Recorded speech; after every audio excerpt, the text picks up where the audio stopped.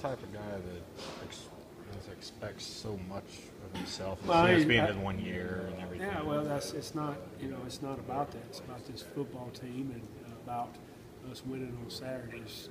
It's not about his year. It's Georgia's year, and I think that's the mindset he has to have. I mean, is it almost kind of like baseball? Hitters, you got to hit your way out of it. I mean, just the more reps You gotta go play ball, and that's everybody. You got to prepare, and then when the ball snapped on Saturday, you got to play, and you got to let the good habits you form during the week take over.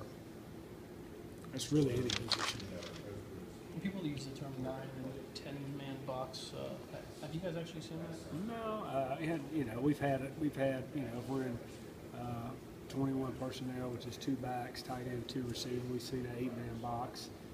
We're in 11 personnel, which is 3 receivers, tight end. We've seen a 7-man, but mostly one over, the number. They're going to play single high.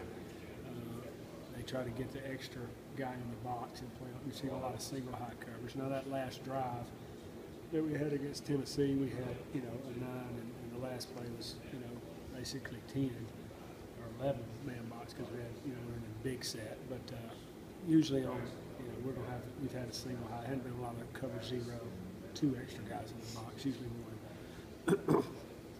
But we got a lot of stuff tagged with quick screens and stuff like that where, if they overload the box, we're able to throw it out there. Or a couple times Hudson pulled the ball on Saturday.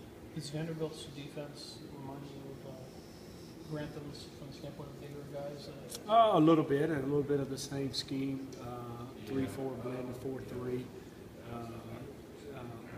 They've got longer guys on the outside, 6'5", 250, 255.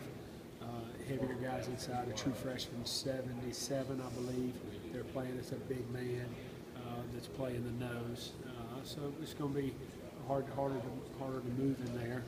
And then we got to be, know who's playing what and have our identification right. That's the big issue when you play a team. It goes from 3-4 to 4-3. In between first, second down, and third downs. And dealing with quarterbacks, and you were one too. I mean, how do you juggle a guy? Because Hudson comes in and says he put a lot of pressure on himself, and he thinks that's part of it to go have fun. How do you juggle that with, versus putting more pressure on him, but also letting him know it's not good enough? Well, that's you got to be able to respond to pressure to play quarterback in this league or in college football. So I think pressure's good. If we can't handle pressure, you can't play. So I think he's going to respond the right way and go out and have a great day on Saturday. 2 more questions, guys. 1 more question, guys. You said the 2 receivers you weren't sure playing. Were you talking about Mitchell and Scott-Wesley or Mitchell and Scott-Wesley. Okay. They're still in the green and most hadn't been 100% clear whether they're going to play or not. I hope they play.